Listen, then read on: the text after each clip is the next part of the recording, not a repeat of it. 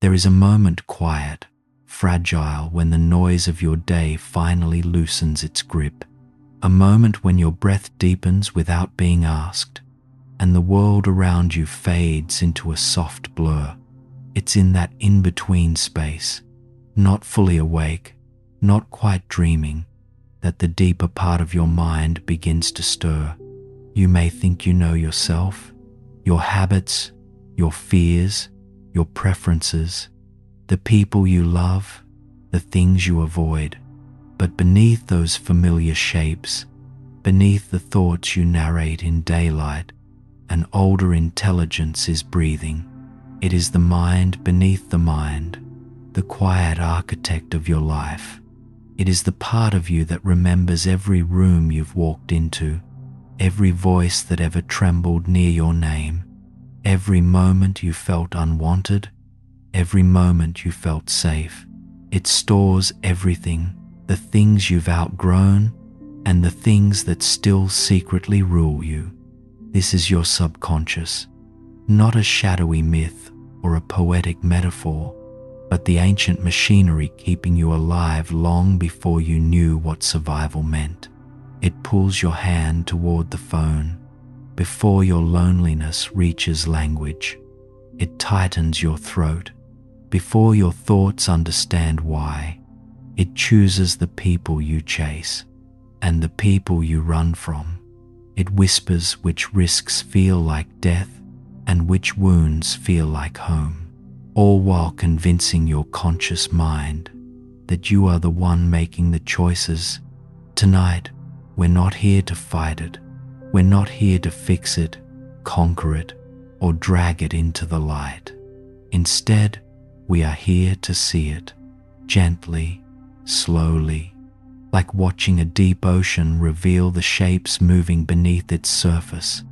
Because the truth is simple. You cannot heal what you refuse to meet. You cannot rewrite a story you don't yet realize you're telling. And you cannot become whole without understanding the parts of you that learn to survive in silence. So let this be your moment. Let the world outside soften. Let your shoulders drop even just a little. Let the mind you show the world grow quiet, so the mind you hide can finally speak. We are about to descend into the deeper architecture of who you are, the childhood codes that shape your love, the emotional ghosts that repeat through your choices, the masks you wear without noticing, the dreams that try to tell you the truth you avoid, the shadow that follows you until you finally look back, not to fear it, but to understand it. Because everything you do, everything you avoid, everything you ache for, is part of a story that began long before you could speak. Tonight, you return to the storyteller. Chapter 1, The Mind Beneath the Mind. Before you ever made a conscious choice, something older was already choosing for you. Something unspoken, something invisible, something that moves like water beneath the surface of your thoughts.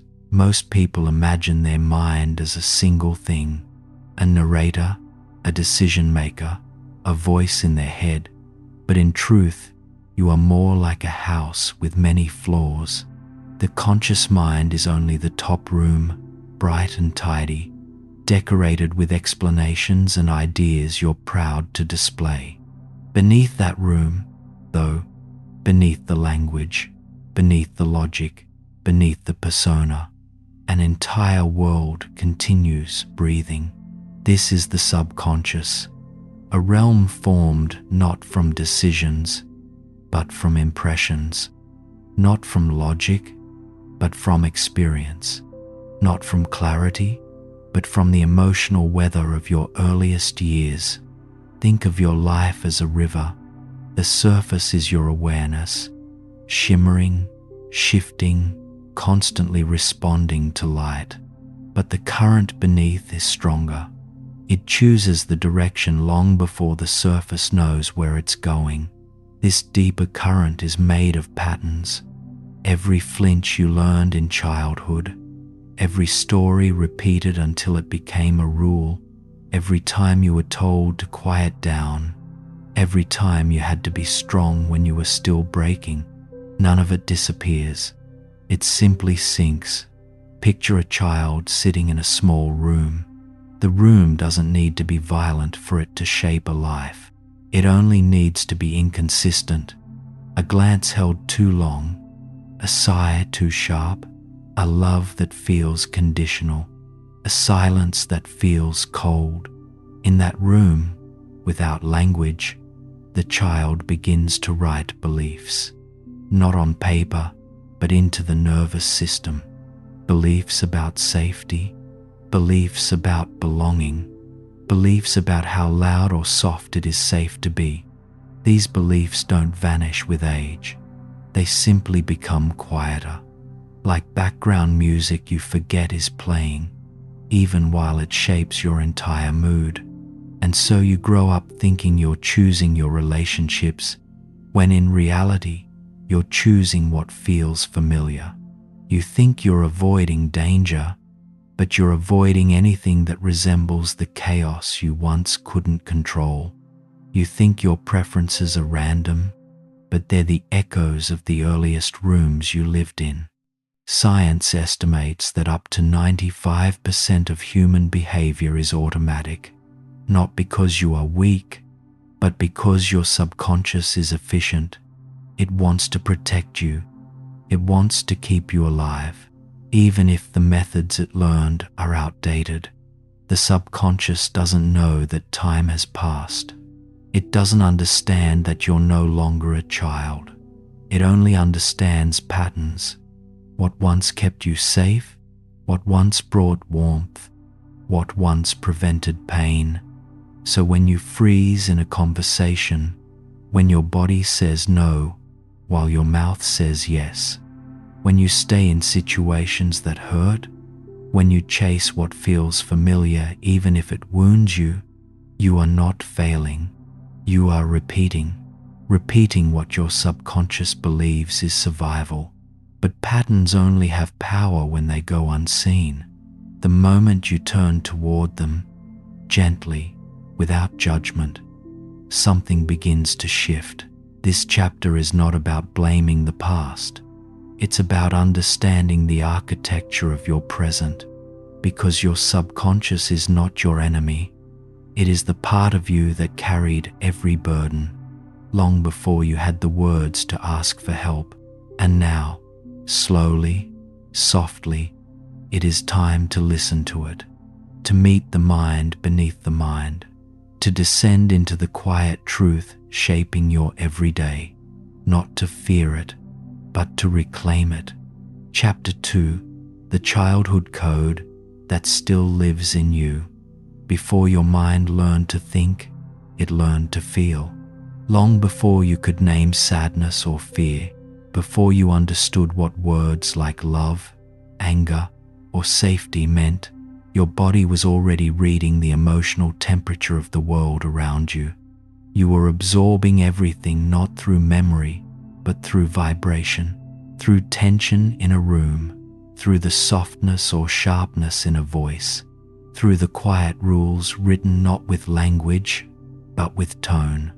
Imagine that you are once again the child you used to be, small, soft, unprotected, with no defenses except the ability to sense.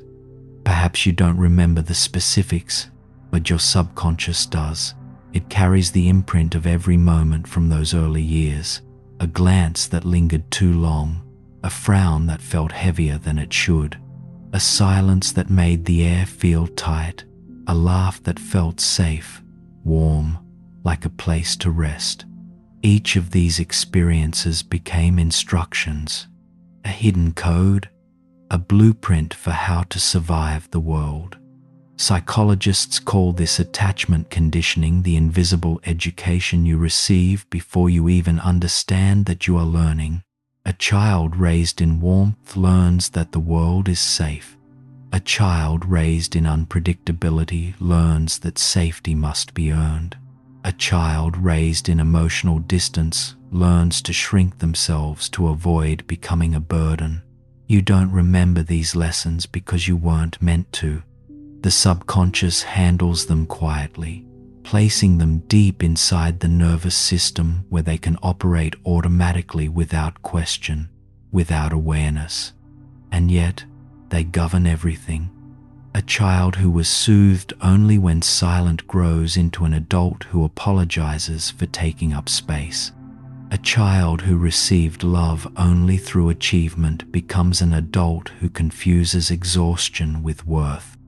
A child who walked on eggshells becomes an adult who flinches at the slightest disappointment. A child who learned to survive chaos becomes an adult unable to relax in calm. None of this is conscious. You do not wake up thinking, "I must repeat my childhood so I can survive." But the subconscious continues the script even when the world around you has changed. Consider a baby learning to walk. No one teaches the mechanics. The body figures it out because the human organism is built to adapt. Your subconscious works the same way. It adapts to the emotional environment you grew up in and then defends those adaptations as if they are life or death truths. If love came rarely, you learned to earn it. If approval was inconsistent, you learned to chase it. If conflict meant danger, you learned to avoid it at all costs. If affection was unpredictable, you learned not to trust warmth, because warmth can vanish. This is why people stay in familiar pain, because the subconscious believes that predictable suffering is safer than unpredictable safety. It's not irrational, it's survival.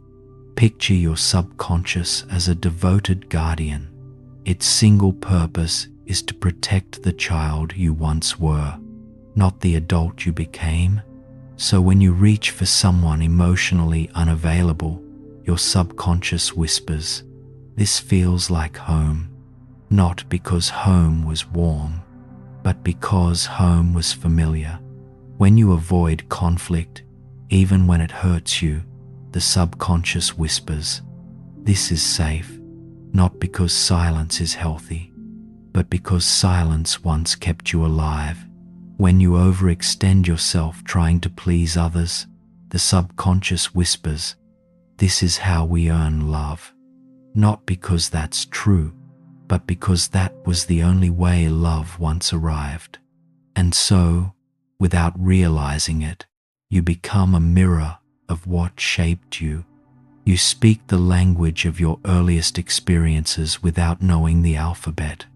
But here is the quiet turning point. Patterns are not fate. They are unhealed memories wearing behavioral clothing. You are not broken. You are repeating what you were taught to survive. And the moment you recognize this, the moment you see the code instead of playing it, you begin to loosen its grip. Awareness does not erase the past, but it gives you the power to choose a different future. Your childhood wrote the first chapters of your subconscious, but you are the only one who can write the ending.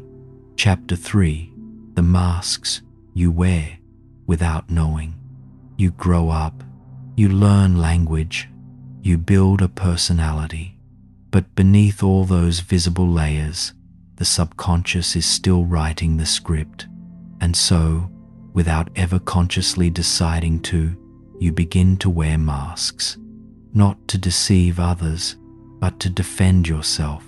These masks are elegant, convincing, admired even, but they are not born from authenticity.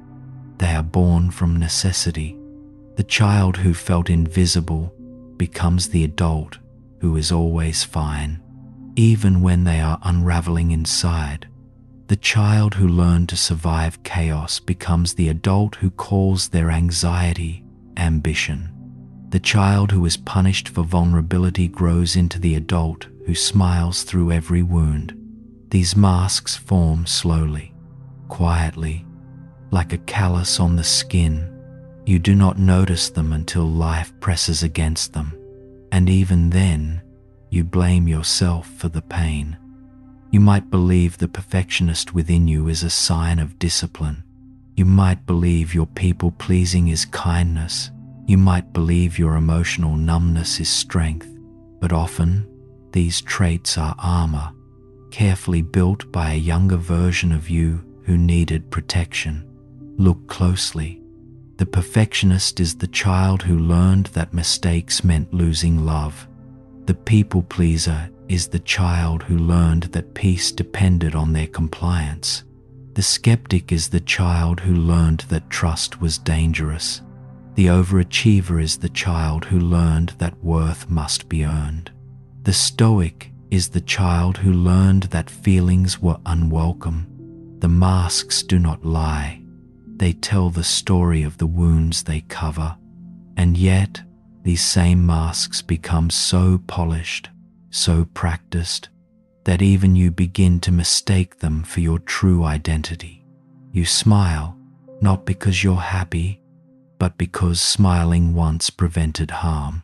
You stay quiet, not because you have nothing to say, but because speaking once carried consequences. You stay strong for others, not because you don't need support, but because you learned that your needs were an inconvenience. The world applauds you for these masks. Your boss praises your productivity.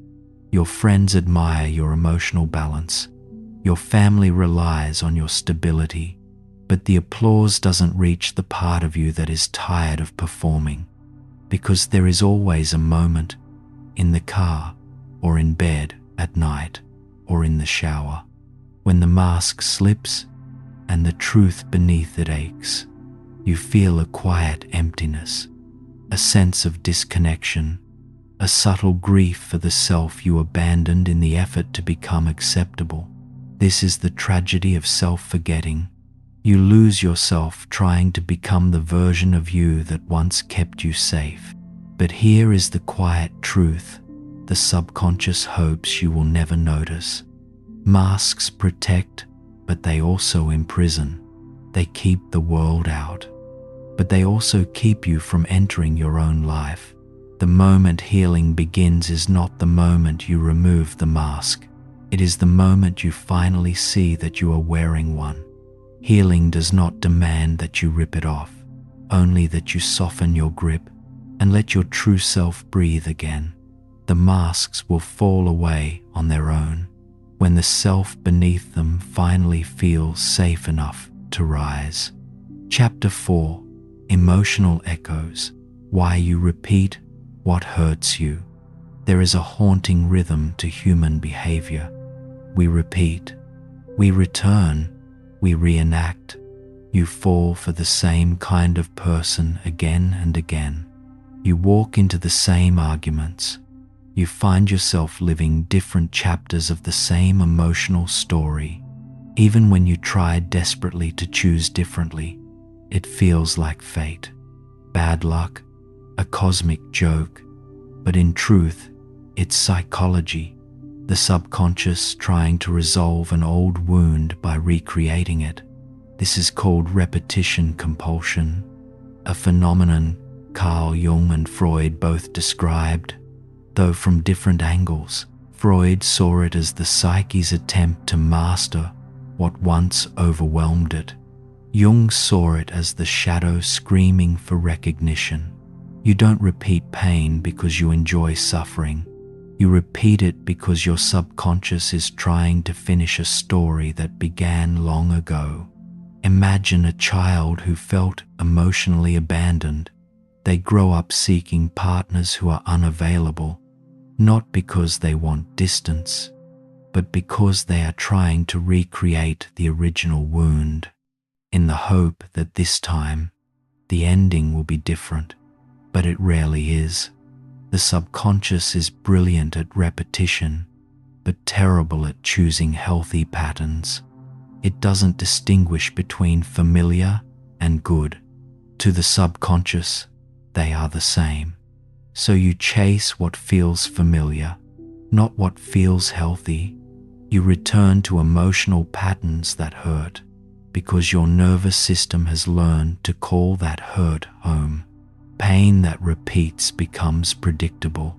Predictability feels like safety. The subconscious would rather choose familiar suffering than risk unfamiliar peace. And so the cycle continues. You pull away from love not because it's wrong, but because warmth feels foreign. Your body doesn't trust it. Your past didn't teach you how to receive it. You stay in relationships that drain you, not because you lack insight, but because chaos feels like the emotional climate you were trained to survive. You fear rejection so deeply that you push people away first, a preemptive defense learned from the child who once waited too long for someone to stay. You keep friendships shallow, not because you dislike depth, but because vulnerability once carried consequences. The subconscious isn't sabotaging you, it is guiding you back to the place where you were first wounded, so you can finally feel what was too overwhelming then. But here is the quiet paradox. You cannot heal a wound by reliving the version of yourself who was too small to survive it. You repeat the story because the child within you is still trying to resolve what happened. Healing begins when the adult you steps in and the child you finally rests, not because the past is rewritten, but because the present is no longer abandoned. The subconscious will keep echoing old pain until you give it new instructions, not through force, not through affirmations alone, but through experiences, small moments of safety, tiny acts of self-honoring, repeated patterns of gentleness. Your subconscious learned its patterns through repetition. It can only unlearn through repetition as well. And once it does, the echoes soften, the cycles loosen, and the future, for the first time, becomes more than a repetition of the past. It becomes a place you can actually choose.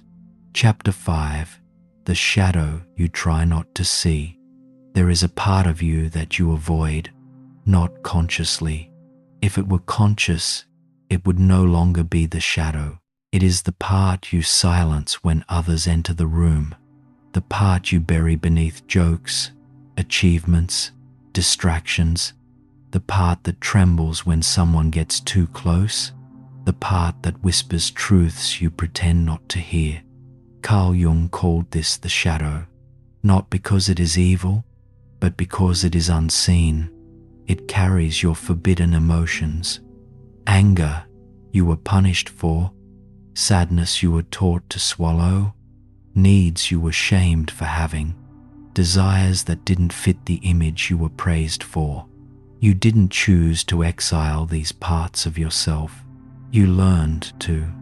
A child punished for crying becomes an adult who can't explain why tears feel dangerous. A child mocked for wanting attention becomes an adult who shrinks themselves, even in places where they are loved. A child told to be strong becomes an adult who doesn't understand why their body collapses in private. The shadow is not darkness, it is disowned light. It holds the parts of you that needed compassion, but instead received fear, shame, or silence. Yet here is the paradox. The parts of yourself you exile don't disappear. They wait, they evolve, they leak out sideways. A suppressed voice becomes passive aggression. A buried need becomes resentment.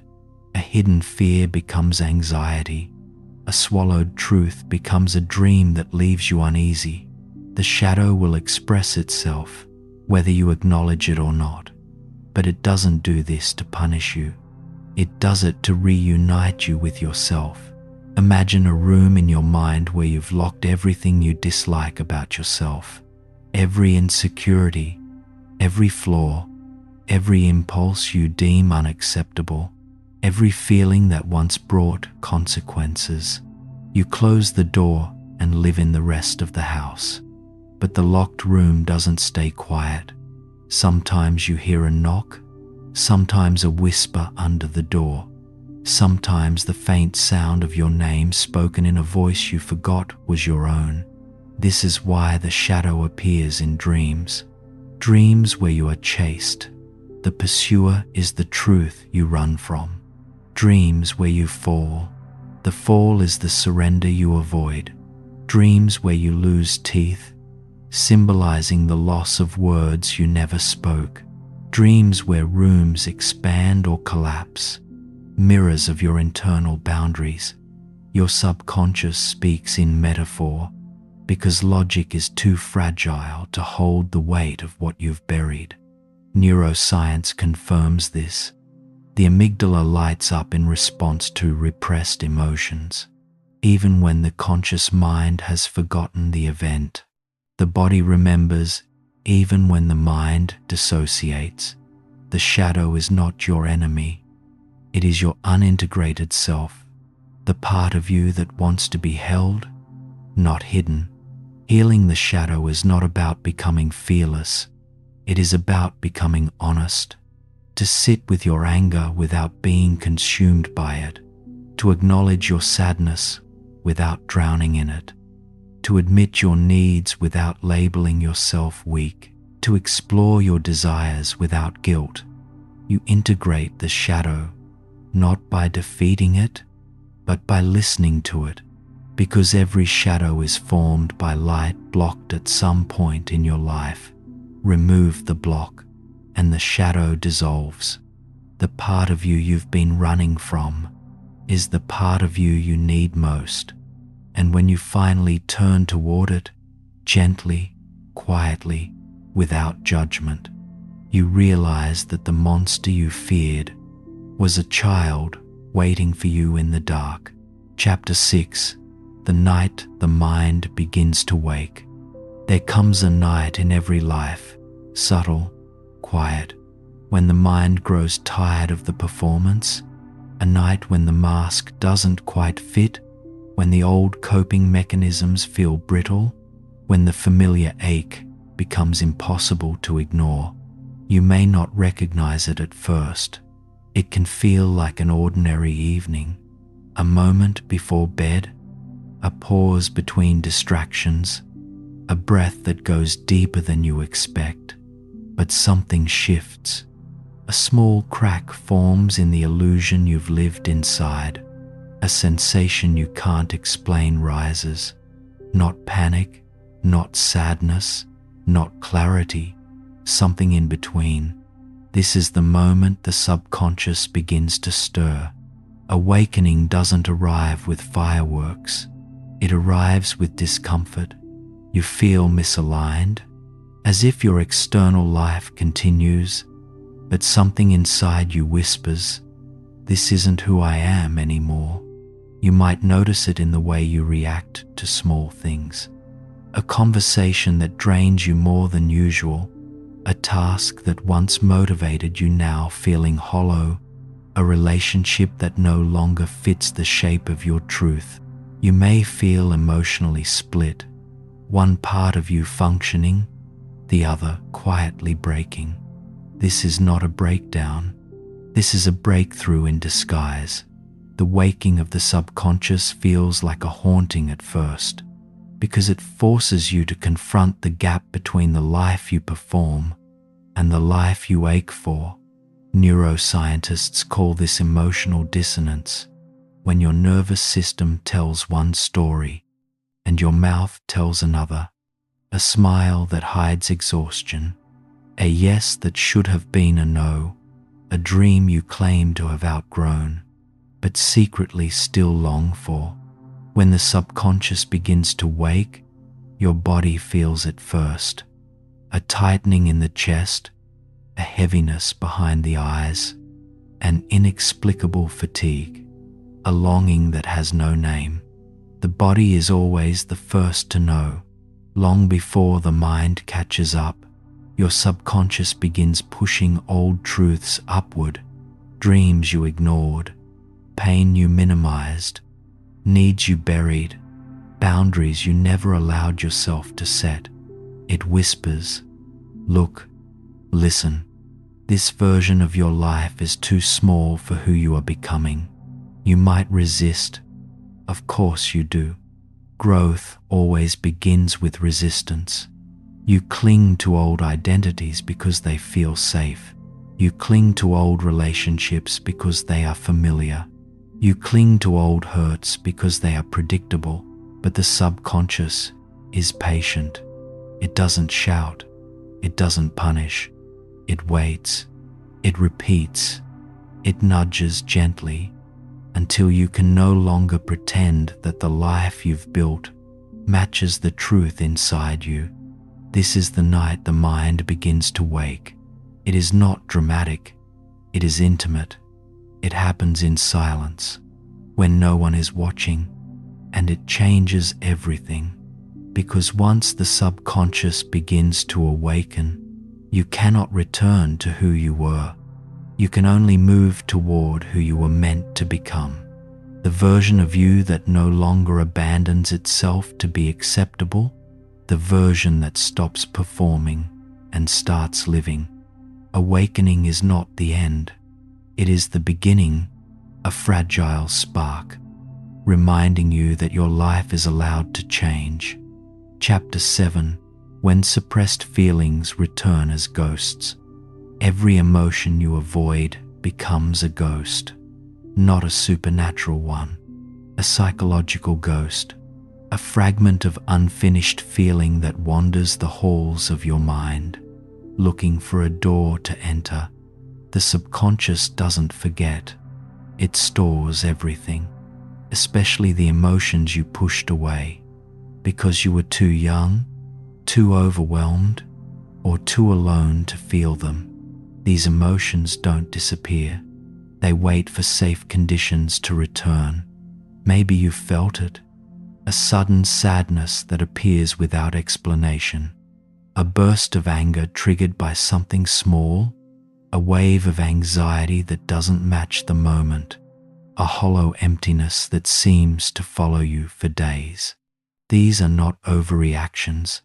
They are echoes. Your subconscious is trying to release something you never had permission to feel. Imagine a child crying alone in a room, but instead of being comforted, the child is told, "Stop crying. Be strong. You're fine. You're too emotional. You shouldn't feel that way." A child who receives these messages doesn't stop feeling. They stop expressing, and the emotion becomes a ghost, a piece of unprocessed experience trapped in time. As an adult, it returns. When you panic in situations that aren't dangerous, that is a ghost of the child who once felt unsafe. When you withdraw from intimacy, that is the ghost of the child who learned connection brings harm. When you cling to someone who hurts you, that is the ghost of the child who learned love must be earned. When you fear abandonment, even in stable relationships, that is the ghost of the child who once felt alone. These ghosts show up in dreams, with symbols instead of sentences. They show up in your body, as tension in the shoulders, tightness in the jaw, a pressure behind the ribs. The body becomes the library, where the subconscious stores everything you didn't have the words to express. Trauma researchers confirm this. Repressed emotions remain active in the nervous system until they are felt and integrated. This is why healing feels like grief, because you are finally feeling what you were once forced to bury. But these ghosts are not here to torment you. They are here to free you. Each emotional ghost carries a message. I existed. I mattered. I needed you. You survived me, but you never healed me. The moment you turn toward these ghosts, not with fear but with curiosity, they soften. When you allow yourself to feel sadness, it becomes compassion. When you allow yourself to feel anger, it becomes a boundary. When you allow yourself to feel fear, it becomes intuition. Emotions are not the enemy. Avoidance is, because every suppressed feeling returns until you give it a place to rest. And when it finally rests, so do you. Chapter 8. The Quiet Collapse. When the mind can no longer pretend. There comes a point in every life where pretending becomes too heavy. Not suddenly, not with explosions or dramatic breakdowns, but quietly, subtly, like a structure weakening from the inside out. You keep functioning, keep replying to messages, keep smiling at the right moments, keep doing everything a normal person should do. But something inside you begins to crumble. It happens slowly. You start waking up tired even after sleeping 8 hours. Small tasks feel heavier than they should. Your appetite changes. Your patience thins. Your creativity dims. Your laughter feels slightly detached from your body, like it belongs to someone else. This is not laziness, not weakness, not a personal failure. This is the quiet collapse of a mind that has carried too much for too long. Psychologists call it fragmentation, when the inner self and the outer self drift so far apart that the subconscious begins to shut down systems just to keep you alive. You might feel like you're living in two worlds simultaneously: the world outside, where you appear stable, and the world inside, where everything feels brittle. You continue performing, because performance is what you were trained to do. You show up to work even when your spirit is exhausted. You maintain relationships even when you feel disconnected. You participate in conversations while your mind floats somewhere distant. The subconscious has one goal: keep you functioning. But when functioning becomes survival, the collapse begins. This collapse is not dramatic, it is silent. You stop enjoying the things that once brought you joy. You begin to dread moments that ask for emotional honesty. You avoid stillness because it reveals too much. You fill your days with noise, screens, obligations, so the quiet doesn't swallow you. You feel lonely even around people.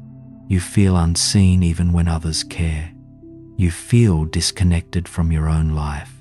This is not depression alone, though it can become that. It is not burnout alone, though burnout often follows. It is not trauma alone, though trauma may lie at the root. It is the subconscious saying, "I can't carry the unresolved weight anymore." The collapse is the body's last attempt at communication. You begin forgetting simple things: your keys, your intentions, your desires, because the subconscious is reallocating energy away from memory to preserve emotional survival. You may become hyper-reactive. Small inconveniences feel catastrophic because the subconscious is signaling that your emotional threshold has reached capacity. You may feel numb, not sad, not panicked, just muted. This numbness is the subconscious protecting you from overwhelming feelings you haven't processed. This collapse is not the end. It is a doorway. It is the moment you stop outrunning yourself. It is the moment you are forced gently, painfully, to acknowledge what you've been avoiding. The collapse is not punishment. It is an invitation to stop performing, to stop abandoning your inner world, to stop carrying emotional ghosts alone. The collapse says, you are not meant to survive on strength alone. You do not have to keep pretending. You are allowed to rest. You are allowed to ask for help. You are allowed to feel. And in that fragile, vulnerable moment, when your mind can no longer pretend, your healing finally begins. Chapter 9. When the subconscious tries to protect you the wrong way. Your subconscious loves you. It may not feel like it sometimes, but it does. Its entire purpose is survival, not happiness, not growth, not fulfillment, just survival. This distinction matters because many of the behaviors that harm you today were once the very behaviors that kept you alive. Think of your subconscious as an ancient guardian, one that learned its techniques from a child's perspective, a child who didn't have language, who didn't have context, who didn't have emotional safety, who only knew what hurt and what helped. If crying brought punishment, the child learned to stay silent. If asking for help brought rejection, the child learned to handle everything alone. If vulnerability led to shame, the child learned to hide. If love was conditional, the child learned to work for it. These lessons became programming, and the subconscious still runs them. Even now, decades later, in a world where the danger is gone, but the patterns continue. This is why a raised voice can make you shut down, why affection can make you pull away, why conflict feels like death, why intimacy makes your chest tighten, why success feels undeserved, why rest feels threatening, why joy feels suspicious. Your subconscious is not being irrational. It is being loyal. It is trying to protect you from dangers that no longer exist. When you sabotage relationships, the subconscious is saying, "Don't get too close. Last time, closeness hurt us." When you avoid opportunities, the subconscious is saying, "Don't risk failure. Last time, failure felt unbearable." When you numb your feelings, the subconscious is saying, "Don't feel this. Last time, feeling too much broke us." When you overthink everything, the subconscious is saying, "If we anticipate every possible outcome, we won't be surprised again like before." These are not flaws. These are survival strategies. But the child who created them is not the adult living your life now. This mismatch between old programming and current reality creates suffering. Your subconscious is using outdated methods to protect a person who no longer exists from threats that are no longer real.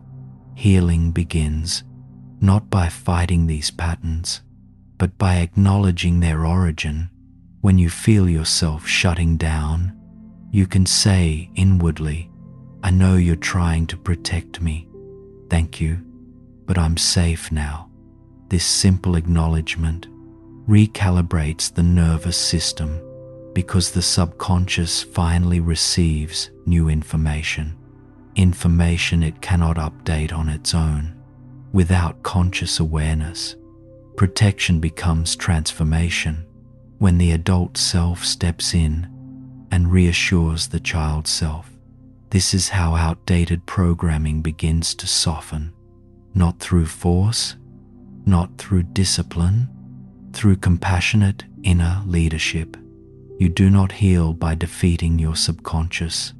You heal by reparenting it, by giving it the safety it never had, by teaching it new ways to protect you that don't require self-abandonment. The subconscious is not the enemy.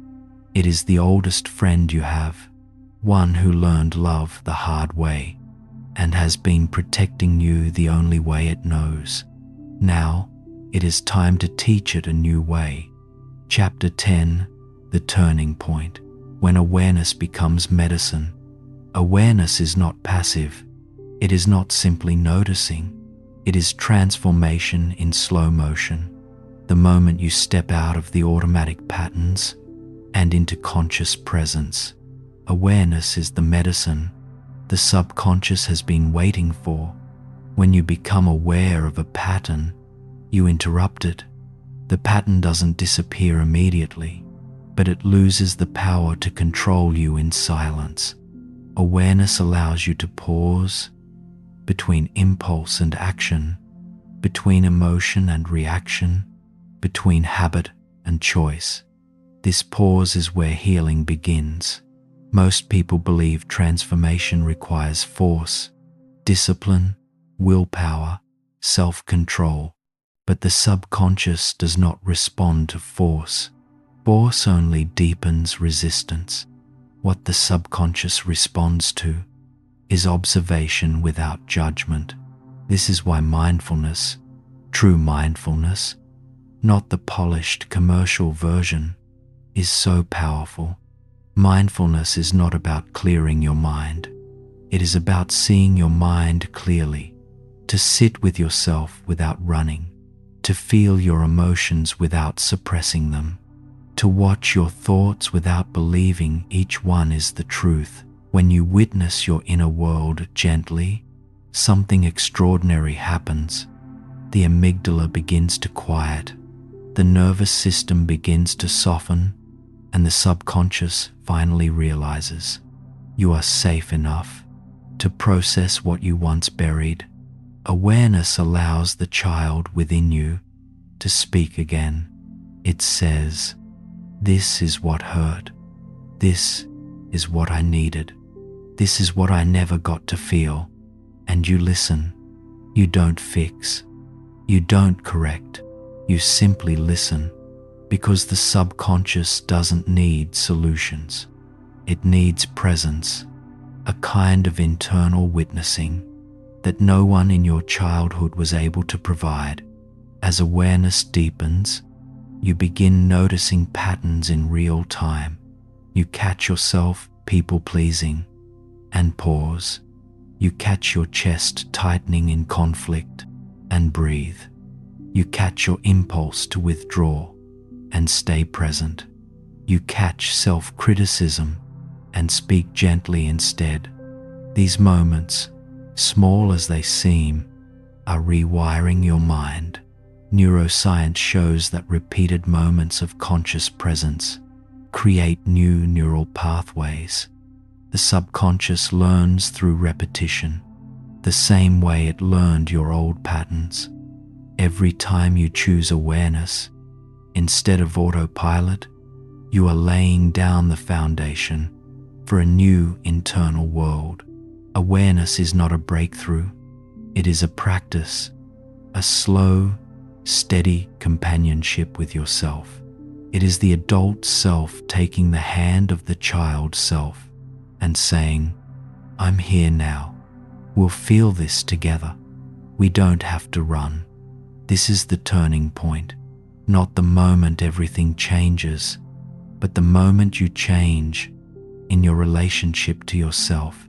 Healing is not the removal of pain, it is the integration of the self, so no part of you remains exiled. And awareness, gentle, patient awareness, is the doorway. Chapter 11, Rewriting the Patterns, How Healing Actually Happens. Healing is not a moment of revelation. It is not a sudden awakening, not a dramatic transformation, not a burst of clarity that instantly rewrites your life. Healing is repetition, a slow, patient rewriting of the patterns you once learned to survive. Most people misunderstand healing. They imagine it as the removal of pain, the elimination of fear, the disappearance of old wounds. But true healing is not subtraction. It is integration. It is the process of giving your subconscious new experiences powerful enough to overwrite the old ones. The subconscious does not listen to logic. It does not listen to inspirational quotes or rational explanations or even promises of a better future. It listens to felt experiences, a calm breath held in the middle of conflict, a gentle boundary spoken when your voice wants to vanish, a moment of rest chosen without guilt, a small truth admitted without shame, a person who holds your vulnerability without punishment. These moments may feel insignificant, but to the subconscious, they are new instructions. Every time you practice emotional safety, you send a message inward. This is a new world now. I'm not that helpless child anymore. I have choices. I am allowed to feel. I am allowed to want. I am allowed to be safe. And the subconscious listens, slowly, carefully, suspicious at first, because safety was once unpredictable. But with repetition, it begins to trust the new reality. Healing begins when you create experiences that contradict the old programming. For example, if your old pattern was silence, healing looks like speaking a truth softly, even if your voice trembles. If your old pattern was self-sacrifice, healing looks like choosing yourself once, in a small, gentle way. If your old pattern was emotional numbness, healing looks like allowing a single tear and not apologizing for it. If your old pattern was withdrawal, healing looks like staying present for 10 more seconds. During a difficult moment, these are not small acts. They are seismic shifts. Each moment becomes a thread, rewoven into the architecture of your subconscious. The nervous system begins to update. The emotional body begins to relax. The mind begins to trust. The heart begins to open. Healing is rarely loud. It rarely announces itself. It often feels like doing nothing, like sitting with yourself in silence, like letting the waves of emotion rise and fall without forcing them to change. Sometimes healing feels like breaking, but the breaking is simply the release of what was never meant to be carried. There will be days when old patterns return, days when the subconscious clings to familiar wounds, days when fear feels louder than progress. This is not failure. This is the nervous system testing its new boundaries, checking to see whether the new world is truly safe. And each time you respond with awareness, gentleness, patience, the subconscious releases a little more. Reprogramming the subconscious is not about controlling the mind. It is about building an internal environment where the parts of you once exiled feel safe to return home. Because healing is not becoming a new person, it is finally allowing yourself to be who you were before the world taught you fear. Chapter 12, The Homecoming, meeting the self you've been searching for. At the end of every journey into the subconscious, there is no enemy waiting, no demon to slay, no darkness to destroy, no flaw to fix, only a self you abandoned long ago, still waiting, still hoping, still holding the pieces of who you were meant to become. This is the homecoming. It happens quietly, in the small moments when you stop running from yourself, in the breath you take before reacting, in the softness you offer your own pain, in the honesty you allow to rise without judging your humanity. You begin to see that the subconscious was never trying to hurt you. It was trying to save you. All the protectiveness, all the fear, all the avoidance, all the armor, they were acts of devotion, flawed devotion, but devotion nonetheless. The subconscious is not your shadow. It is your unacknowledged wisdom. It is the part of you that carried the unbearable when your conscious mind could not. And when you finally turn toward it, gently, curiously, patiently, you realize that the wounds you feared hold the very truths that will free you. You begin to see patterns with compassion instead of shame, to see triggers as opportunities instead of failures, to see emotions as messages instead of threats. You stop fighting yourself, and in that surrender, you stop abandoning yourself. The homecoming feels like this. You say no without guilt. You say yes without fear. You rest without proving you deserve it. You feel without apologizing. You speak without shrinking. You love without losing yourself. You walk away from what hurts without needing permission. Your life begins responding differently, not because the world changed, but because you did. You become someone the younger version of you would feel safe with, someone they could trust, someone they could rest beside. This is integration, when the child you were, the self you are, and the self you are becoming finally speak the same internal language. At this point in your journey, you realize something profound. You were never broken. You were never damaged. You were simply carrying too many unspoken truths, too many unfelt emotions, too many outdated survival patterns. The subconscious was not the darkness beneath you. It was the path back home. Every dream, every trigger, every pattern, every ache, they were messages, guides, whispers leading you back to yourself. And now, standing here, in this soft, quiet awareness, you realize you were not searching for healing.